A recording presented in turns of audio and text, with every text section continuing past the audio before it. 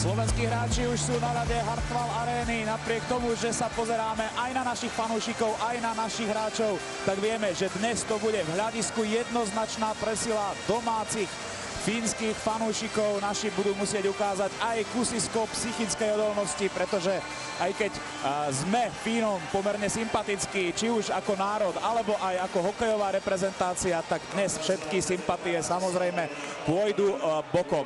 Vlanejší zápas s prehrou 0-1.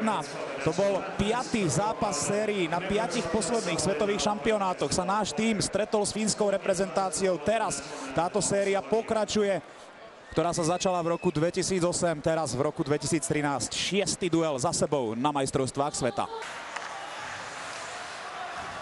Laxovi v zápätí ušiel, puk získal ho Radivojevič, je tam Bližňák, Mário Bližňák, šanci! Po dvoch presilovkových príležitostiach a jedna v hre 5 na 5, výborná robota Branka Radivojeviča, tu je Kopeckého backhand. Ranta tentoraz nemal až toľko roboty, ale v zápätí páli Mezej, Ranta bol na zemi, pokúšal sa zdvihnúť hokejku, stále ju nemá vo svojej moci, môžeme to využiť, puk má Bližňák, bude prihrávať Kopeckému, ktorému tam mierne zaprekážal jeden z dvojice hlavných rozhodcov a Fíni to využili na to, aby sa oslobodili, Ranta zas na to, aby získal brankárskú hokejku do svojej moci. Radivojevičova krásna prihrávka, obrovská šanca Kopeckého. Bude sa vhadzovať v útočnom pásme. Presilovka naštartovala slovenský tím a to bola oheň a síra, ktorú naši hráči spustili teraz. Aj keď sme videli, že tam tá príľba, ktorá zostala na ľadovej ploche, nám pomohla, ale v zápätí aj Kopeckého príležitosti. Dobre sa pozerala teraz na hru našich. Kopecký. Pred brankou je Mezej. Krásna prihrávka, to nebol gól Branka Radivojeviča. Tak to bola obrovská smola. V presilovke sme boli blízúčko k otváraciemu gólu, ale hra v početnej prevahe Slovenska ešte stále trvá. Radivojevič, sekera. Tu si vypýtal Kopecký, ktorý vystrelil, Mezej sa snažil o teč. Skvelá prihrávka, krížna prihrávka Pravakovi na opačnú stranu z prvej. Branko to pätkou čepele trafil. Nezopakovala sa tak úspešná presilovková súhra z tretej tretiny proti Francúzsku. Aj tak tomu nechýbalo veľa. Pontiola, Lepis, to nepríjemná strela, prehrávame 0-1. Bol tam teč Altonena. A Fínsko po dlhých minútach, keď sa hralo v jeho obranom pásme, dokázalo predsa len skórovať z nepríjemného breaku. Altonenov teč, ktorý pomohol prekonať Rastislava Staňu. Strieľal Lepisto.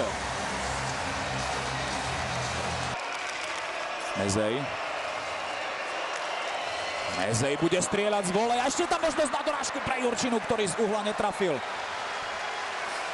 Snažil sa ho tam odstaviť Kosky Ranta a znepríjemnil život nášmu obrovi, takže hoci z ťažkej pozície nedokázal trafiť bránku.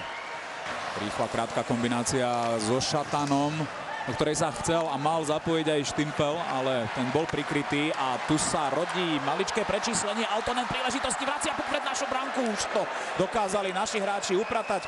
Predovšetkým vďaka Staňovi, ktorý zastavil puk, ktorý smeroval už do našej bránky v tom sklze, ale stihol reagovať. 4 naši proti 3 Fínom. Surového strela, dorážka Helveckého. Zázračný zákrok Antiho Rantu, krásne to trafil teraz Surový po Helveckého strele, ale Ranta má aj šťastie, teda opačne to samozrejme bolo, Surový strieľal a Helvecký dorážal. Už by sme potrebovali teraz prerušiť hru, pretože je tam Záborský s dvojicou protihráčov, spoluhráčov. Toto bola obrovská príležitosť Vitaluomu, práve toto som mal na mysli. To nedorozumenie, keď sú na ľade hráči z rôznych formácií. Navyše tam nebol ani jeden center. Tomáš Kopecký ho vie hrať, ale nie v tomto rozostavení. A tým pádom došlo k nedorozumeniu pri preberaní hráčov a Vitaluom a dlho sám pred Rastom Staňom. Samozrejme, naši bráňací hráči sa snažili vytlačiť a preústiť tú jednu stranu a týmto vzniklo, že obidvaja obrancovia boli na mantineli na jednej strane a chýbal zrovna ten hráč. Surový môže ísť dopredu, má tam vydareného, ukazoval sa mu aj Martin Bartek. Pri ňom Korpikovský, tu už Helvecký, ktorý sa vymanil zo Salmininovho zovretiach. Príležitosť pre Martina Barteka. V poslednej minúte druhej tretiny veľká možnosť na vyrovnávajúci gól. Šatan sa dostáva do pásma, nebola až taká prudká strela, aby prekonala vynikajúco chytajúceho Rantu. Šatan si predĺžil striedanie na miesto Miklíka. Je tam teraz spoločne so Záborským a Kukumbergom práve.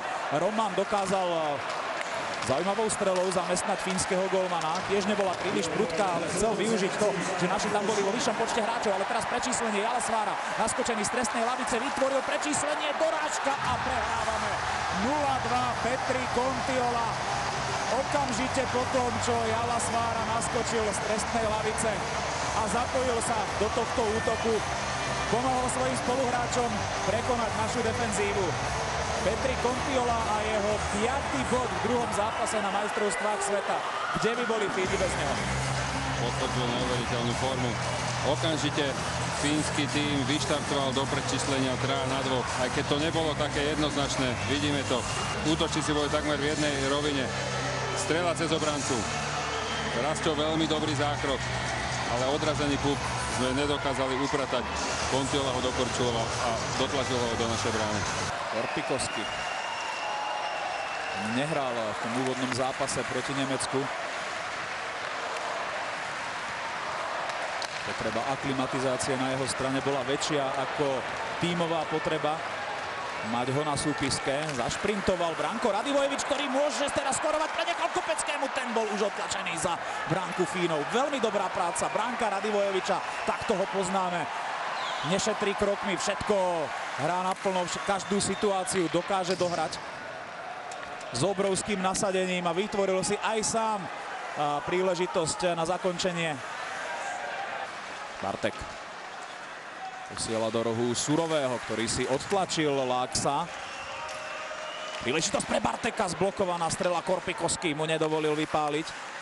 Ešte príležitosť pre Olveckého, krásne sa prekľučkoval Olvecký, ale jeho strela našla Rantovú lapačku. Tak to nemôžem povedať, že bol zákrok. Vyslovene strela spadla do lapačky. Rastio Staňa teraz opúšťa bránku. Hráme so 6 korčuliarmi z hráčskej lavice. Tam naskočil kto iný ako Miro Šatan. Muž pre dôležité okamihy, ale teraz oblúčik pre Pilstréma, ktorý netrafil opustenú bránku. Ešte sa o to môže pokúsiť. Prihrával Koskirantovi. Opäť míňa našu bránku. V bránkovisku tam ležal Andrej Sekera. Samozrejme v tejto chvíli už je jasné, že Fíni v tomto stretnutí zvíťazia. Ale ešte sa môžeme pokúsiť aspoň o ten jeden čestný gól.